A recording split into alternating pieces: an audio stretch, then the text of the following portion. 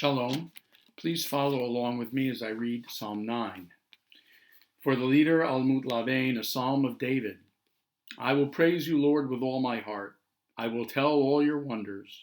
I will rejoice and exult in you, singing a hymn to your name, O Most High. When my enemies retreat, they stumble to their doom at your presence. For you uphold my right and claim, enthroned as righteous judge. You blast the nations, you destroy the wicked, you blot out their name forever. The enemy is no more, ruins everlasting. You have torn down their cities, their very names are lost. But the Lord abides forever. He has set up his throne for judgment. It is he who judges the world with righteousness, rules the peoples with equity. The Lord is a haven for the oppressed, a haven in times of trouble. Those who know your name trust you, for you do not abandon those who turn to you, O Lord. Sing a hymn to the Lord who reigns in Zion. Declare his deeds among the peoples, for he does not ignore the cry of the afflicted. He who requites bloodshed is mindful of them.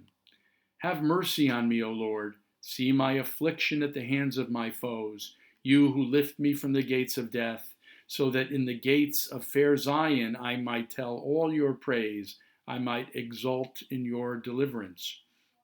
The nations sink in the pit they have made. Their own foot is caught in the net they have hidden. The Lord has made himself known. He works judgment. The wicked man is snared by his own devices. Higayon Selah. Let the wicked be in Sheol, all the nations who ignore God. Not always shall the needy be ignored, nor the hope of the afflicted forever lost. Rise, O Lord, let not men have power. Let the nations be judged in your presence. Strike fear into them, O Lord. Let the nations know they are only men. Selah. The way I read this psalm, it seems that the writer has some difficulty landing on a particular theme that concerns him most. He flits from one to another, starts off with words of praise and exaltation of God, and then moves to the theme of the enemies, the foes of Israel, praying that God, as righteous judge, will give them their just punishment. An emphasis on the transience of the nations and their cities that God will destroy in vengeance versus the eternity of God's nature and judgment and mercy.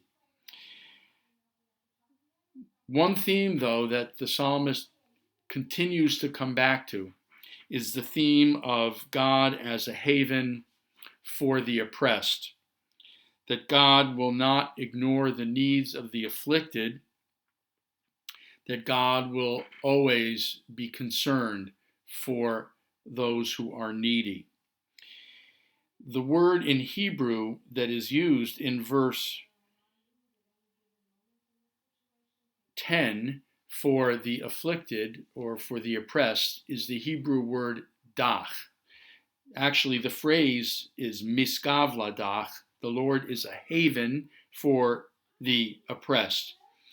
The word dach is also used in the Bible to refer to the idea of someone who is crushed, who is literally crushed under the burdens of suffering.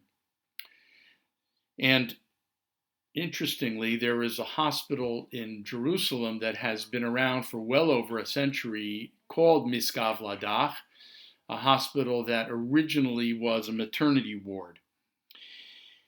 So God keeps coming back to this theme, the theme of care for the afflicted, for the oppressed, that God keeps showing that sense of care for all those who are in need. And the psalmist picks up on that. And the psalmist, in turn, continues to circle back to that very same theme. In verse 14, the psalmist says, Have mercy on me, O Lord. See my affliction at the hands of my foes. So here I think we have a good example of empathy in action. The psalmist himself has suffered at the hands of his enemies. He has felt persecuted, he has been pursued, and he has felt delivered by the grace of God. And continually throughout the Psalms, the ones we have seen already, Psalms 1 through 8, and the Psalms to come, that theme continues to be repeated. The theme of appreciation and gratitude expressed by the psalmist for having been saved and delivered from his enemies. But from this vantage point, the psalmist is able to feel empathy and compassion for all those in humanity, all those around him who in turn are afflicted and crushed and oppressed. And that is why the psalmist keeps coming back to this theme in this psalm. With everything else going on in this psalm, the one thing that he seems to care the most about is the needs of those who are suffering, the afflicted, those who are poor, those who are needy. I think we can gain inspiration and a lesson from the psalmist here in terms of where we are today. Many of us are sheltering in place, but we have what we need. We have our homes, we have our creature comforts and necessities provided for and taken care of. We might become a little bit self-absorbed, worrying about how we're going to protect ourselves, how we're going to get that shopping done for what we need in a way that will be safe, in a way that will prevent us from catching the infection, the virus. So we can get very, very wrapped up in ourselves at a time like this.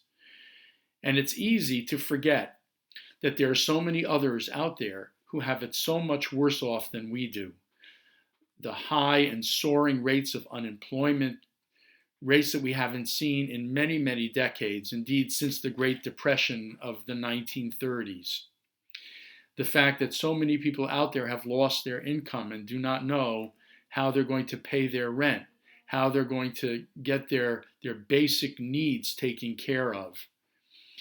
And so when we kind of live with and get stuck in our own petty worries and anxieties about ourselves, it's so easy to forget all those out there who are having such dire difficulties and who are suffering right now so deeply, as well as those who have become infected themselves, those who have become sick, and their families who are worried about their own safety and the safety of their loved ones. The psalmist reminds us, by continuing to land on this theme of caring for the afflicted and the oppressed, to be grateful for what we have, not to be overly concerned or worried about what we lack, to empathize and show compassion for all those out there who are needy, and to rise really to the best and higher parts of our human, moral, and spiritual selves by taking a moment not only to be thankful for what God has given us, to pray, but to pray for the needs and the welfare of the have-nots, that they may find deliverance, that they may continue to find hope throughout this time. Thank you, and shalom.